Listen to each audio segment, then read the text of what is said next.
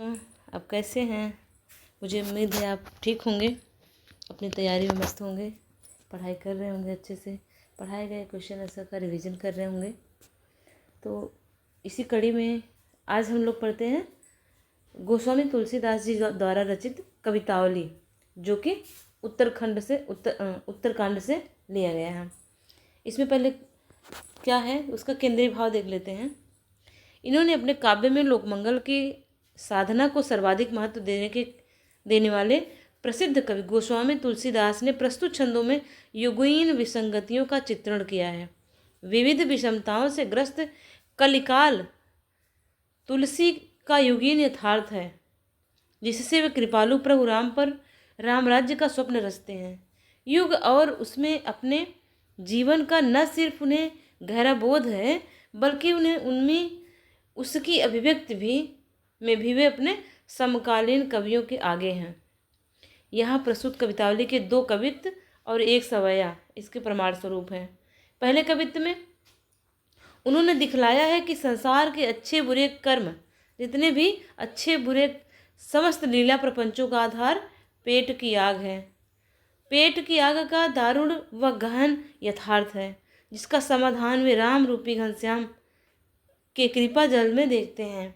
इस प्रकार उनकी राम भक्त पेट की आग बुझाने वाली, यानी जीवन के यथार्थ संकटों का समाधान करने वाली है। साथ ही जीवन के बाहरी क्षेत्र में आध्यात्मिक मुक्ति देने वाली है। और दूसरे छंद में क्या है? दूसरे छंद में प्रकृति और शासन की विषमता से उपजी गरीबी बेकारी की पीड़ा का यथार्थपरक चित्रण करते हुए उसे दशानन से तुलना उसकी की गई है। उस पीड़ा और गरीबी बेकारी की तुलना जो है दशानन रावण से की गई है।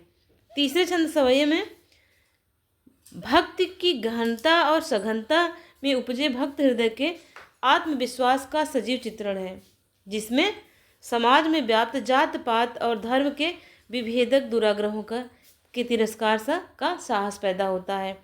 ये तो इसका केंद्रीय भाव है। तीनों 2 छंद और 1 सवैया, सब में क्या है वो केंद्रीय भाव इसमें आपको बताया गया। इसके बाद पहला जो छंद है क्या है, ये देखिए। किसी भी किसान कुल बनिक भिखारी भाट, चाकर चपल नट चोर चार चेट की, पेट को पढ़त गुण गढ़त चढ़त गिर, अटत गहन गन अहन अखेट की, ऊंचे नीचे धर्म अधर्म करी, पेट ही को पचत बेचत बेटा बेट की, तुलसी बुझाई एक राम घनश्याम ही ते, आग बढ़वाग ते बड़ी है आग पेट की। इसका देखिए इसमें भावार्थ दिया गया है। भावार्थ आप देखते हैं इसका प्रथम कवित्त का, जो भी हमने पढ़ा। कह रहे कि इस युग की भयंकर आर्थिक विषमता एवं मजबूरी का वर्णन करते हुए गोस्वामी तुलसीदास जी कहते हैं कि अपना पेट भरने के लिए कोई मजदूरी करता है, किसानी करता है, कोई व्यापार करता है, कोई भिक्षा मांगता है। चारण चंचल नट, चोर, दूत और बाजीगर सब इसी काम के लिए मेहनत करते हैं। सब पेट की भूख शांत करने के लिए अपने उपाय करते हैं। पर्वतों पर चढ़ने तथा शिकार की खोज में दुर्गम वनों में विचरण करते हैं। सब लोग पेट के लिए ही ऊंचे नीचे कर्म करते हैं, धर्म और अधर्म का कार्य करते हैं। यहाँ तक कि लोग अपने पेट की आग बुझाने के लिए ही बेटा और बेटी तक को भी बेच देते हैं। तुलसीदास जी कहते हैं कि यह जो पेट की आग बड़वाग्नि अर्थात समुद्र में लगने वाली भयंकर आग के समान हो गई है।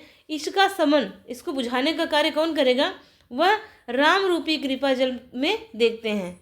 कहते हैं कि जब राम कृपा रूपी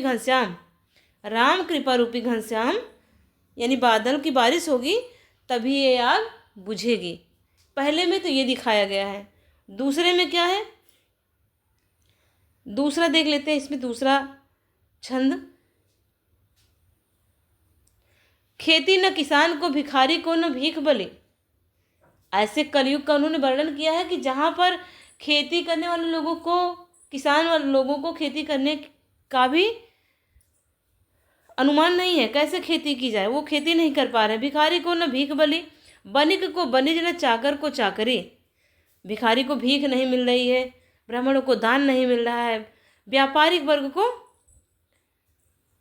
वणिक को वणिज, व्यापारी वर्ग बनिया वर्ग कोई व्यापार नहीं कर पा रहे, न चाकर को चाकरी, नौकरी करने वाले कोई नौकरी नहीं पा रहे हैं। जीविका विहीन लोग सिद्धमान सोच बस, कहे एक एकन सो कहाँ जाई का करी। दारिद दसानन दबाए दूनी दीन बंधु, दूरित दहन देखी तुलसी हा करी। इसका भावार्थ देख लेते हैं, क्या होगा इसका भावार्थ। अपने युग की बेरोजगारी और लाचारी का वर्णन करते हुए कवि तुलसीदास जी कहते हैं कि आज किसान को खेती नहीं, भिखारी की भीख नहीं, राजा को लगान नहीं, व्यापारी वर्ग को व्यापार नहीं, नौकर को नौकरी नहीं नसीब हो रही है। बेकारी और बेरोजगारी इस कदर समाज में व्याप्त हो गई है कि जीविका विहीन लोग लाचार होकर एक दूसरे से अपनी व्यथा कहते हैं। कहाँ जाया जाए, क्या किया जाए। वेद पुराण और लोक संसार में यह बात प्रचलित है कि जब जब मानवता पर संकट पड़ा है तब तब हे प्रभु राम आपने अपनी कृपा दृष्टि दिखाई है, यानी उन संकटों को दूर किया है। हे दीन बंधु अर्थात गरीबों के भाई राम, आज गरीबी रूपी रावण संसार को बहुत कष्ट दे रहा है। इस प्रकार तीव्र गति से संसार को जलता हुआ देखकर तुलसीदास हाहाकार मचाते हैं और बचाने की गुहार करते हैं। इसके बाद तीसरा जो है सवैया है। सवैया कौन सा था, सवैया भी इसमें दिया है। पहले सवैया देख लेते हैं कौन सा है।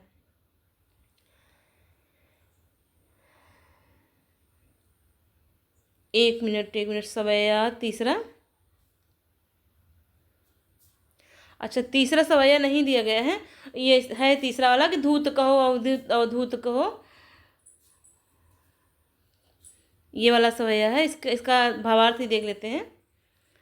तो तीसरे का क्या है, इसमें सवैये में गोस्वामी तुलसीदास जी ने लोगों की आलोचना और निंदा को ठोकर मारते हुए कहते हैं कि मुझे कोई धोखेबाज या मक्कार या अवधूत योगी या सन्यासी राजपूत या जुलाहा कहे, मुझसे इससे कोई फर्क नहीं पड़ता, क्योंकि मुझे किसी की बेटी से अपना बेटा नहीं ब्याहना है कि जिससे उसकी जात बिगड़ जाएगी। कोई किसी की जाति न बिगाड़ो, इस तरह से दिया गया उसमें लाइन है। तो मैं तो राम नाम के गुलाम के रूप में प्रसिद्ध हूँ, जिसको जो अच्छा लगे वो कहे मुझे। मैं मांग के खा लूँगा और मस्जिद में सो जाऊँगा, न किसी से लेना एक है और न देना दो, अर्थात उसका दुनिया से कोई सरोकार नहीं है। यह है लेने को एक न देने को दो, लास्ट लाइन है। तो उस सवैये का अर्थ है ये। अब देख लीजिए इसके जो पहला वाला पढ़ा गया, किसी भी किसान कुल वनिक भिखारी भाट चाकर चपल नर नट चोर चार चेटकी, इसका जो इससे आधारित जो बहुविकल्पीय प्रश्न बन रहे हैं उनके हम उत्तर देख लेते हैं और प्रश्न देख लेते हैं। देखिए प्रश्न भी दिया गया है और उत्तर भी है इसमें, देख लीजिए आप। पेट भरने के लिए लोग क्या क्या करते हैं, दर दर की ठोकरें खाते हैं, धर्म अधर्म के कार्य करते हैं, उचित अनुचित कार्य कुछ भी करते हैं, उपरोक्त सभी। तो इसका उत्तर क्या होगा, उपरोक्त सभी। कवि ने पेट की आग को किससे बड़ी बताया है, समुद्र की आग, खेत की आग, जंगल की आग या लोभ की आग। इसका उत्तर होगा समुद्र की आग से। संसार के सभी लोग काम क्यों करते हैं, सीधे सीधे आंसर देखिए, संसार के सभी लोग पेट भरने के लिए काम करते हैं। तुलसी बुझाई एक राम घनश्याम हिते, आगे बड़वागते बड़ी है आग पेट की। उपर्युक्त पंक्तियों में अलंकार कौन सा होगा, अनुप्रास, मानवीकरण, सांग रूपक या उपमा। इसमें है सांग रूपक अलंकार। अब कथन और कारण भी देख लेते हैं उसके आंसर। कथन और कारण वाले निम्नलिखित कथन ए, कारण आर को ध्यानपूर्वक पढ़कर सही विकल्प का चयन कीजिए। कथन ए पढ़ना है और कारण आर पढ़ना है। दोनों को पढ़ने के बाद कथन दिए गए हैं नीचे, उनमें से जो सही कथन हो उसको चुनना है। तो कैसे है, मनुष्य पेट की आग शांत करने के लिए दर दर भटकता है, सही है। इस पेट की आग को राम रूपी घनश्याम ही बुझा सकता है, ये भी सही है।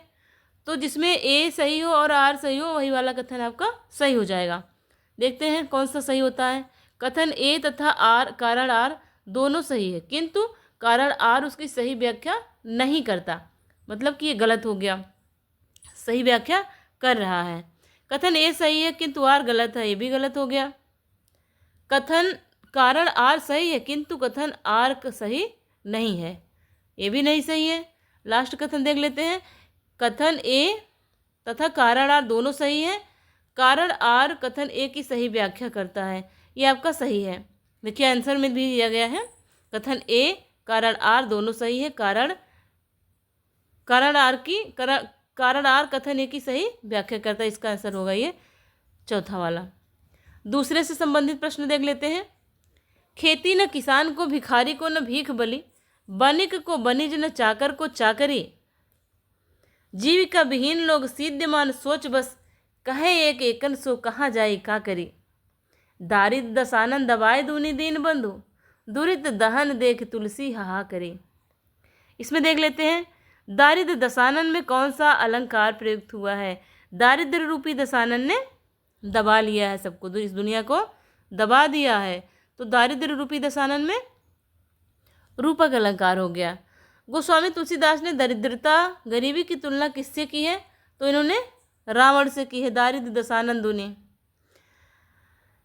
कथन देख लेते हैं। निम्नलिखित कथन ए और कारण आर को ध्यानपूर्वक पढ़कर दिए गए विकल्प में से सही चुनिए। वेद पुराण और लोक में भी कहा गया है कि मानवता पर संकट आता है, सही है, मानवता पर संकट के आने से ईश्वर उसको दूर करता है, तो दोनों जो है सही है आपका कथन।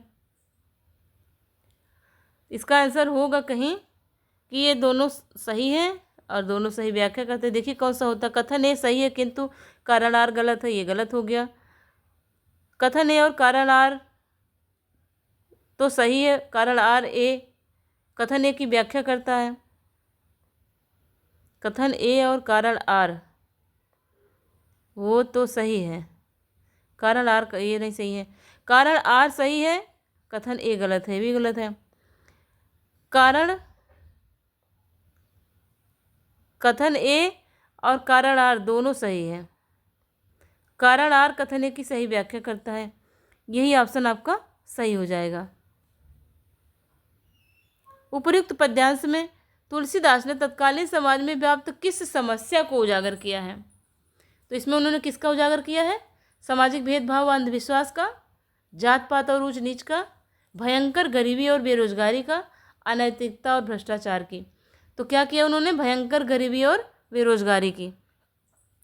आजीविका विहीन लोग लाचार होकर एक दूसरे से क्या कहते हैं, कह रहे कहाँ जाई क्या करी, का करी ना है, जीविका विहीन लोग कहाँ जाई का करी है, तो हम धन कैसे पाएं, हमें राजा के पास जाना चाहिए, हम सबको चोरी करना चाहिए, वो क्या कह रहे हैं कि हम कहाँ जाएं और क्या करें, तो आपका ये लास्ट वाला ऑप्शन यही सही हो जाएगा। ये इसके बाद अगला देख लेते हैं। ये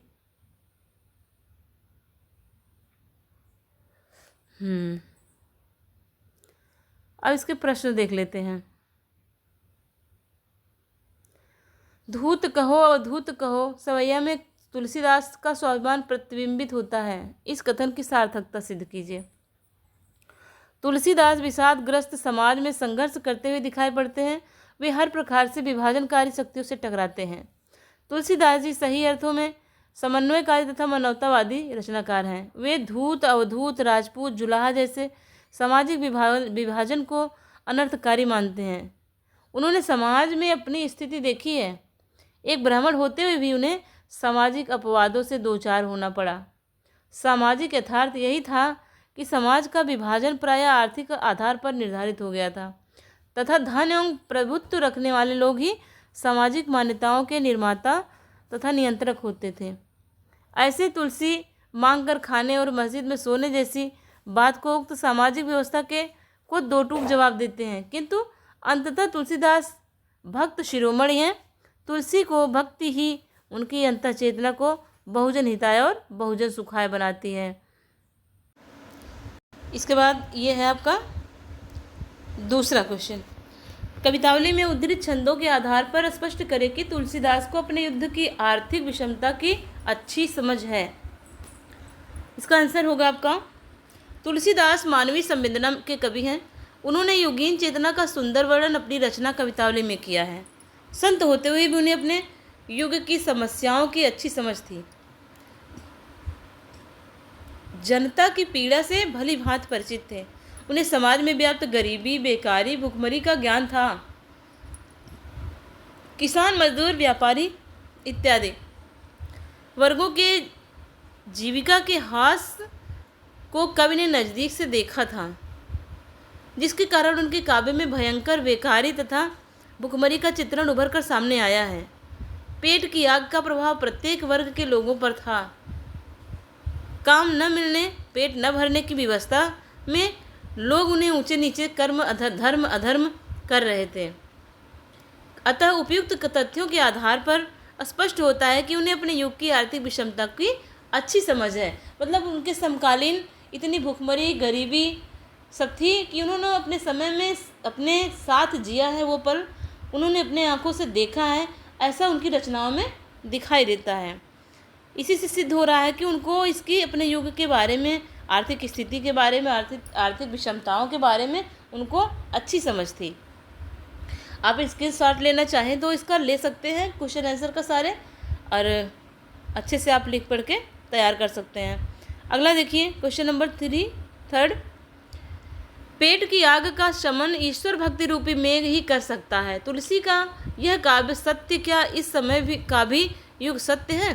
तर्क संगत उत्तर दीजिए। इसका आंसर देखिए, तुलसीदास ने कवितावली के एक पद में माना है कि पेट की आग राम भक्ति रूपी बादल से बुझा सकते हैं। कवि का मानना है कि कर्म फल ईश्वर के अधीन है। हम जैसा कर्म करेंगे वैसा ही फल मुझे मिलेगा। ईश्वर को पेट की आग का शमन करने वाला बताना सिर्फ आस्था का विषय है। बिना कर्म के किसी फल की प्राप्ति संभव नहीं है। ईश्वर को पेट की आग बुझाने वाला मानना न तो तुलसी का युग सत्य था और न ही आज का युग सत्य है। जो मनुष्य परिश्रम करता है वही आगे बढ़ता है। वर्तमान युग में ईश्वर की कृपा की जगह परिश्रम को महत्व दिया गया है। जो लोग परिश्रम करते हैं उनको उसका फल मिलता है। तो ये थे 3 क्वेश्चन इससे बन रहे थे, इसको हम लोगों ने देखा। उसके बाद 2 अंकों वाले प्रश्न हैं, 2-3, इसको भी देख लेते हैं। छोटे छोटे क्वेश्चन हैं।